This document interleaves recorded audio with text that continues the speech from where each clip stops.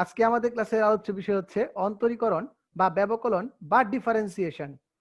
তো এই কথাগুলো বলতে গেলে ডিফারেন্সিয়েশনের সাথে যার ধারণা ওতপ্রোতভাবে জড়িত সেটা হচ্ছে লিমিট। সেটা হচ্ছে কি লিমিট। তো আমাদের লিমিটের আইডিয়া জাস্ট একটু জেনে রাখতে হবে। লিমিটটা অল্প করে আমরা একটু শিখে রাখবো, কিন্তু ডিপে যাব না। লিমিট চ্যাপ্টারটা আমরা এখন সলভ করবো না। লিমিট চ্যাপ্টারটা লিমিট চ্যাপ্টারের সাথে তোমরা পেয়ে যাবা। আমরা আজকে লিমিটের কনসেপ্টটা দেখবো, আসলে লিমিট বলতে কি বোঝায় ওই জিনিসটা দেখবো, কারণ এই ছাড়া আমরা অন্তরীকরণ স্টার্টই করতে পারবো না। তো চলো শুরু করা যাক। লিমিট কি? লিমিটের ক্ষেত্রে প্রথমে আমি যে কথাটা বলি, আমি একটা দুষ্টামি করে কথা বলি যে লিমিট অর্থ তো হচ্ছে কি সীমা। লিমিট অর্থ কি? সীমা।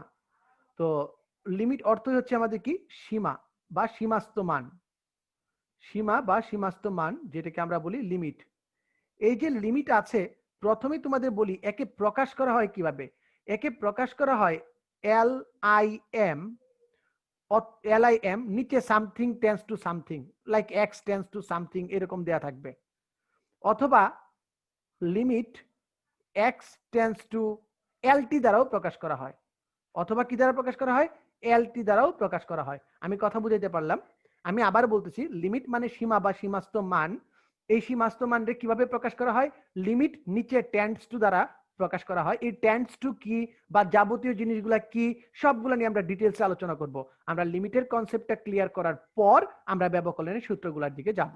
ওকে, তো চলো আমরা প্রথমে দুষ্টামি করে আমি যে কথাটা বলি যে লিমিটের একটা সীমা আছে, আমরা দুষ্টামি করে এই কথাটা বলতে পারি লিমিটের একটা সীমা আছে। এটা জাস্ট ফান করার জন্য। লিমিটের ও একটা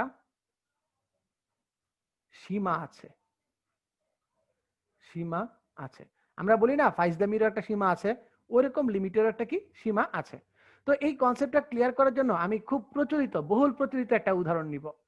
বহুল প্রচলিত একটা উদাহরণ নিব। লিমিটগুলো আসে আমাদের ফাংশন থেকে। লাইক আমাদের একটা ফাংশন আছে এফ এক্স। এফ এক্স ফাংশনটা কেমন? এফ এক্স ফাংশনটা হচ্ছে এরকম, x square minus four, x square minus four by x minus two. এখন আমি তোমাদের কয়েকটা কথা বললাম যে বাচ্চারা বলো তো যে আমি এইদিকে এক্স এর মান নিব, এইদিকে এক্স এর মান নিব, আর এইদিকে আমি এফ এক্স তথা ওয়াই এর মানটা কাউন্ট করব। আমি যদি এক্স এর মান 2 নেই তবে কি হবে? বাচ্চারা বলো তো, এক্স এর মান যদি 2 নেই তাহলে কি হবে? তো তোমরা সবাই অবাক হয়ে বলবা, স্যার এক্স এর মান 2 আপনি কিভাবে নিতেছেন? এক্স এর মান 2 নিলে তো আমার লাস্টে শূন্য এসে যাচ্ছে, এবং লাস্টে শূন্য আসলে তো অসংজ্ঞায়িত হয়ে যায়। আমরা শূন্য নিতে পারবো না, অসংজ্ঞায়িত বা অসংজ্ঞায়িত হয়ে যায়। আচ্ছা, এখন আমার মাথার ভিতর প্রশ্ন জাগছে, আচ্ছা স্যার চলেন স্যার আমরা শূন্য না নিয়ে আমরা 1.99 নিব। দেখো তো ক্যালকুলেশন করে সবাই, এই 1.99 নিলে উত্তরটা কত আসে? সবাই আমার সাথে এগ্রি করবে যে 1.99 নিলে মানটা আসে 4, সরি মানটা আসে, একটু ক্যালকুলেশন করো তো সবাই, মানটা কত আসে? মানটা আসে 3.99। তুমি যদি আরো কাছে যাও 1.999 আসবে 3.999। তার মানে যতই তুমি কাছে যাইতেছ ততই সেও কাছে যাইতেছে। আবার তুমি চিন্তা করলে যে স্যার না, এভাবে না স্যার, আমি এখন 2.01 বসাবো, 2.01 বসাবো, এবং তুমি লক্ষ্য করবা উত্তর হবে 4.01। তুমি যদি 2.02 বসাও, 0.001 বসাও, তারপর দেখবা আনসার আসতেছে 4.001। স্যার কেন এমন হলো? আমরা দুই বসাইলে দেখতেছি, অসংজ্ঞায়িত হয়ে যাচ্ছে, কিন্তু দুইয়ের কাছাকাছি মান বসালে দেখতেছি আবার মান পাইতেছি। স্যার কেন এমন হইলো? এই কনসেপ্টটা থেকেই আমাদের লিমিটের উৎপত্তি, যে আমাদের সীমাবদ্ধতা যে জায়গায়, এই সীমাবদ্ধতার নিকটবর্তী মানে একদম নদীর পার, ভাঙা পারের পারে দাঁড়িয়ে কতটুকু পারে আমরা দাঁড়াতে পারি যাতে আমরা নদীকে ছুঁই ছুঁই ছুঁই ছুঁই অবস্থা, এবং তখন আমাদের অবস্থাটা কি হবে, এই বিষয়গুলো নিয়ে আমরা কথাবার্তা বলবো। তো চলো বাচ্চারা একটা গ্রাফের মাধ্যমে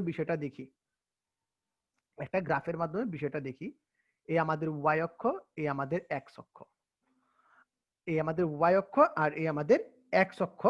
এখন দেখো তো এই ওয়াই অক্ষ আর এক্স অক্ষের ভিতর আমরা যদি ওয়াই অক্ষ আর এক্স অক্ষ এর ভিতর আমরা যদি তোমাদের কি নেই বলো তো বাচ্চারা?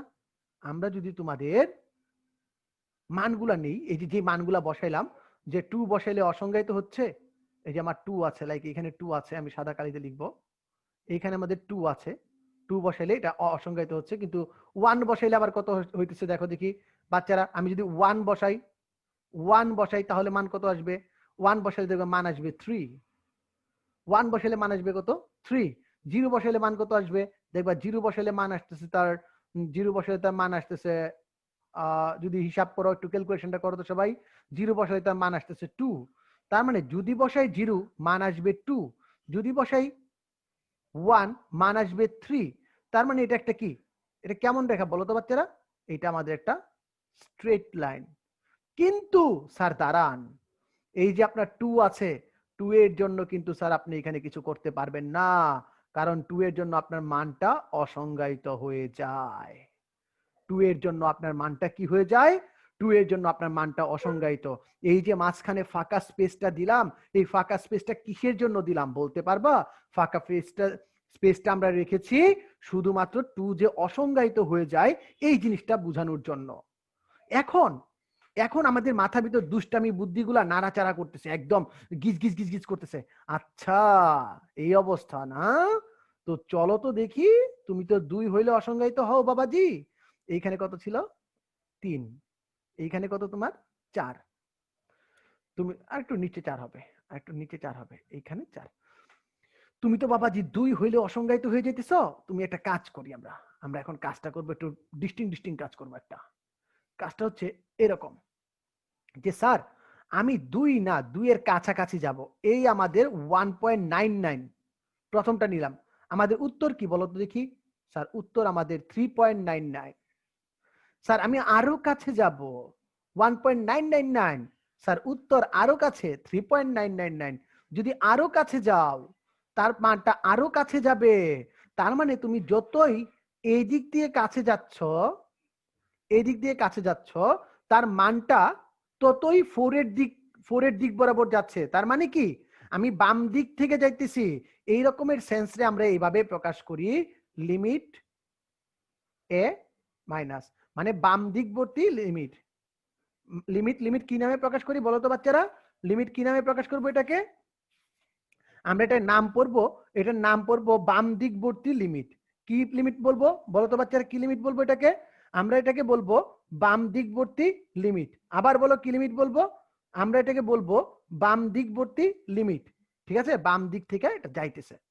আবার স্যার এখন যদি আমরা একটু অন্য চিন্তা করি, একটু অন্য চিন্তা করি, যে স্যার আমরা উপর থেকে আসব, আমরা উপর থেকে আসব, যে স্যার আমি যদি এই দিক থেকে যাই, আমার 2.01, তাহলে এদিক থেকে মানটা কত আসবে?